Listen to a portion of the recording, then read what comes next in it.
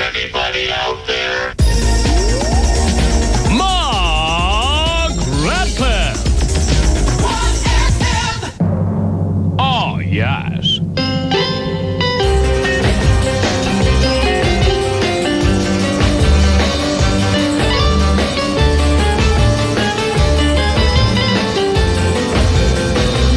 Great.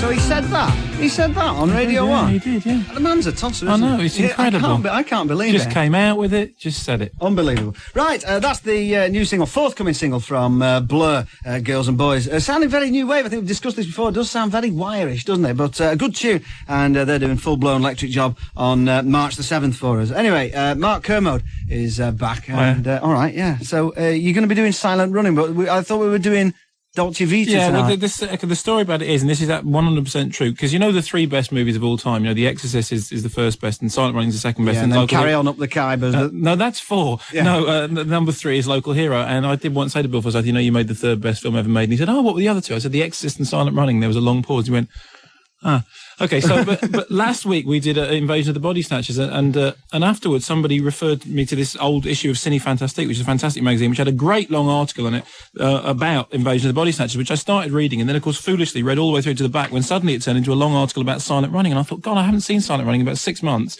I must go and put it on. Put it on. Thing was in tears in about 5 minutes. So that's it. I have to do it this week because it's all back. It's there. It's right. It's living with me. So everything else went aside, and it's Silent Running tonight. So this is, I mean, it is like sort of putting on your favourite album for you. Just unbelievably so, horribly so. I mean, are you a rare species? I mean, do you know other people who watch films in the same way? I mean, there may be legions of them, but I mean, I don't. But yeah, no, I do. I mean, I know people who are quite regular. They'll go home at the end of an evening, and rather than putting on a record, they'll put on a film. Sometimes they won't watch the whole thing. I mean, there will usually be like, 10, 15 films that they watch again and again and again, or sometimes people together who, have sort of key films. But yes, and also I find it incredible that anybody who has a film which they really like, A, doesn't own it on video, and B, doesn't learn it off by heart. I just can't understand. It's like if you had your favourite record or something, I'm too busy with the records, you see. Oh, well, do you have records? I mean, like, you're big on records as well. I mean, got loads of film soundtracks. Right. Yeah. Funnily enough, I had the Silent Running soundtrack with the fantastic Joan Baez a song on it, and I thought it'd be great. I'll bring that along, and you can play that to accompany the thing. And then I listened to the Joan Baez song, and I thought, actually, no, don't. Well, fine. And I think I should also point out for listeners of a nervous disposition at this point that there was a band called Silent Running a few years ago, and we definitely won't be playing any of their records either. So you can rest easy. They had a terrible poster for them with some guy for no reason at all in silhouette jumping into the air. Remember that? Yeah. But I thought that was quite a kind move, because at least it has a terrible poster, and you realise they were a crap band. I mean, if it had been a good poster, I thought that would have been really tight. Yeah. So anyway, Silent Running. Very quickly, what's it about without revealing what we're going to be doing later on? It's a science fiction film about the end of the world and an eco-friendly message for all greenies amongst you. The first really, truly green sci-fi movie. Right, okay. So Silent Running with Mark later on. Seen any good new films this week? Saw this new Robert De Niro film, The Bronx Tale, which is the first thing which he's directed. Right, yeah. He just having turned 50 and being, somebody who's notoriously impenetrable when he's not in character. Whenever you see him at like these award ceremonies, when he's not acting a character, he's always like this piece of cardboard who says, and the award is blah, blah, blah. And in fact, he's done a really good job of it. I thought it was, it's about all those things that you'd expect it to be about, Italian life in the Bronx and people shooting each other. But it's good, and it's, it's kind-hearted, and it's a generous film, actually. I think that's the best word for it. I liked it. So it's worth seeing. Yeah. What's it called again? It's called A Bronx Tale. Right, okay. That's Robert De Niro, directorial debut, and Mark will be back a bit later on to discuss Silent Running. This is the record that we played last night. Sadly. Mark Kermode is, of course, with us, it being a Wednesday, for his cult film spot, and if you were listening earlier on, you'll know, and if not, I'll tell you now, that we're doing Silent Running. I have to be very careful not to get over emotional about this, because I'm quite serious about it. It is, to me, the second best film ever made. The first time I saw this, when I was a kid, I was taken to the cinema by a guy called Mark First and his dad, and we went to see this. It was in a cinema that was showing 2001 the next week, so we saw the trailer first, and then we saw Silent Running. It's one of those things that had such an impact on me that for weeks afterwards, I couldn't sleep. It's a very sad, very lonely film, and it really, really sort of hit me hard. So I find it hard to be entirely rational about it. How old were you when you saw it? I think I must have been about 12. It was 1972, so I was pretty young. So basically, just to give you the background, it was in 1972. It's directed by Doug Trumbull, who had done the special effects for 2001. Consequently, it has always been compared to 2001. It was a thing he made directly afterwards. People have said it's 2001's sob sister. It's, if you want, it's the emotional side of the story, which was told so coldly and clinically in 2001. The story is basically some point in the future, probably around the year 2000, all the forests on Earth have been destroyed. Up in space, the last remaining forests are enclosed in these great big domes, which are flying around on big industrial spaceships. The main spaceship that we're interested in is it's got a crew, which is Bruce Dern, who's an ecologist and into looking after the trees, and 3 other schlubs. Basically, at the beginning of the film, they get the order that they've got to get rid of the forests, destroy them, and come back, be put into industrial use. Bruce, however, who is, like we said, in favour of keeping the plants and the trees, is very much against this plan and expresses himself thus. On Earth, everywhere you go, the temperature is 75 degrees. Everything is the same. All the people are exactly the same. Now, what kind of life is that? Well, if it's so rotten, why do you want to go back? Because it's not too late to change it. What do you want, Lowell? I mean, there's hardly any more disease, there's no more poverty. Nobody's out of a job. That's right. Every time we have the argument, you say the same thing to me. You give me the same 3 answers all the time. The same thing. Well, everybody has a job. That's always the last one. But you know what else there's no more of, my friend? There is no more beauty. And there's no more imagination. And there are no frontiers left to conquer. And you know why? Only one reason why.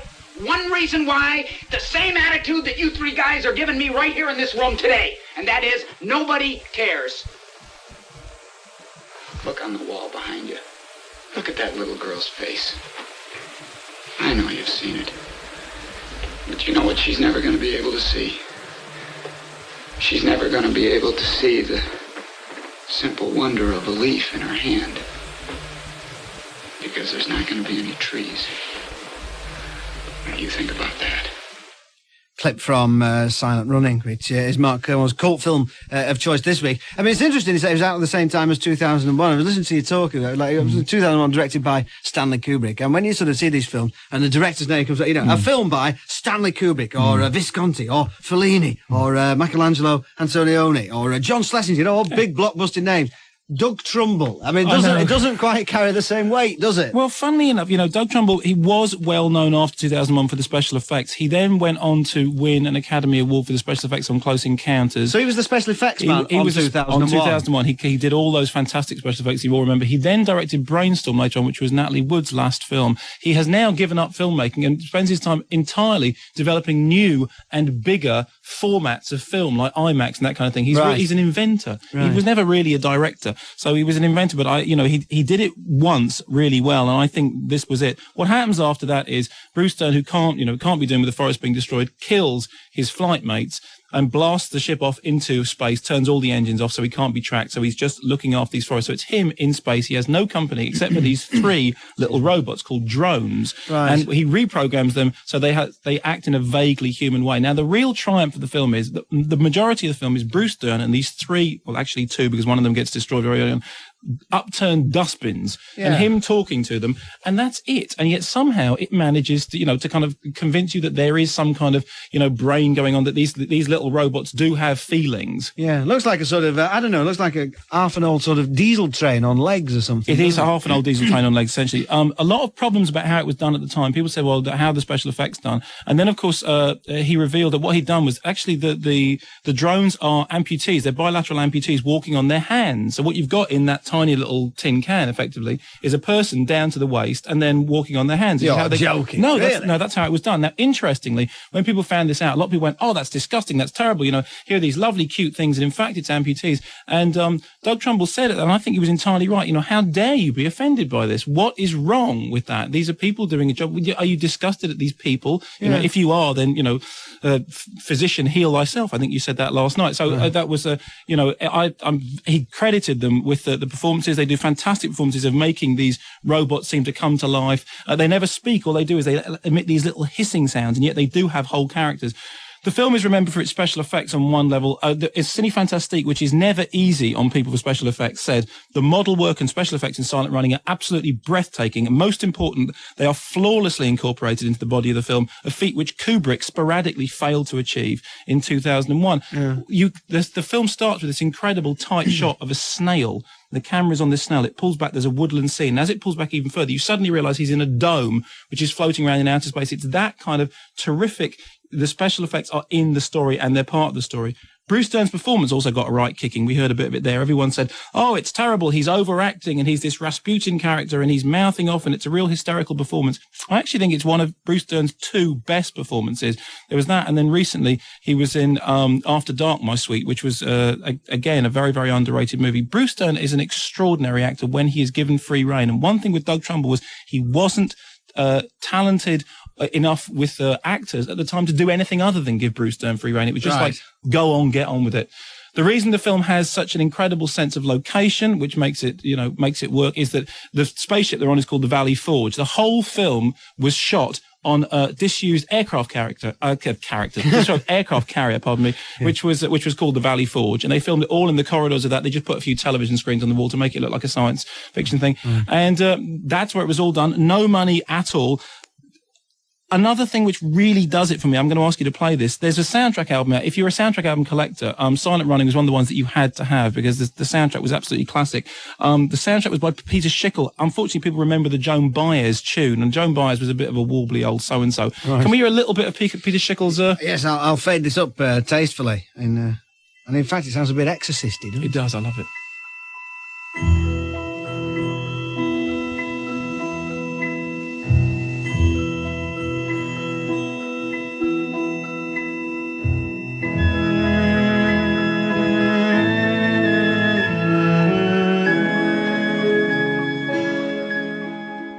One critic said, and I must say this about Joan Baez, she chooses her films for the honourable appeal to her hazy activist posture. I wish she would choose her lyrics as critically. She is becoming a reactionary force and a cliche, and she has already ruined 2 other films. Please stop it.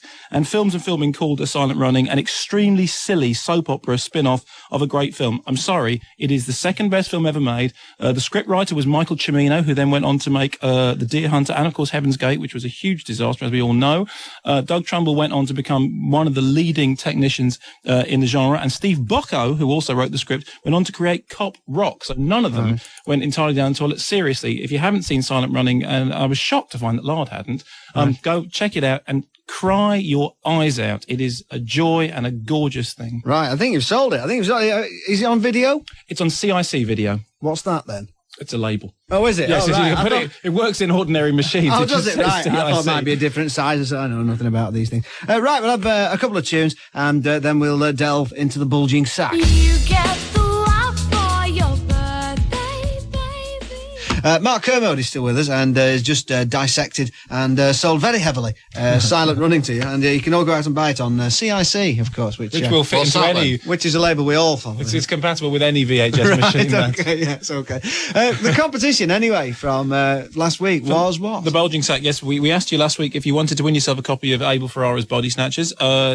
Tell us one movie that was made in the 1950s that was remade in the 1980s. And, of course, the oodles of answers you could have had. That was not surprisingly, the top answer was The Fly. So I'm encouraging everybody to, send in interesting answers. So the first winner, Keith Perry, of course, Keith Perry chose a couple of them. I can't tell you what Keith Perry sent me because I think it's probably in breach of copyright, but thanks, Keith. You know what it was and you got a prize for it. Also one from Michael Faber, who came up with The Fly. And Michael, you win for this fantastic gag. Okay, this is the gag on the front of the thing. This is a picture from Prospero's books. Yes. And it's John Gielgud and that woman. And the woman is saying, but Dad, I thought this was supposed to be a remake of Forbidden Planet. Right. Okay, that's a cine literate gag there. So and where's he from? Brambley Hedge. He's from Brambley Hedge, East Throthwick. No, Scotland. He's from Scotland. Okay, yes. Well, it's either sort of like really specific with you or dead general, Mark. It's either like, Appley Mews or the Scotland. UK. Yeah, it's like, anyway, fine. Okay, from Scotland. Yeah. 2 more winners. One from Elizabeth Lamb, and she's from, that's Brighton, isn't it?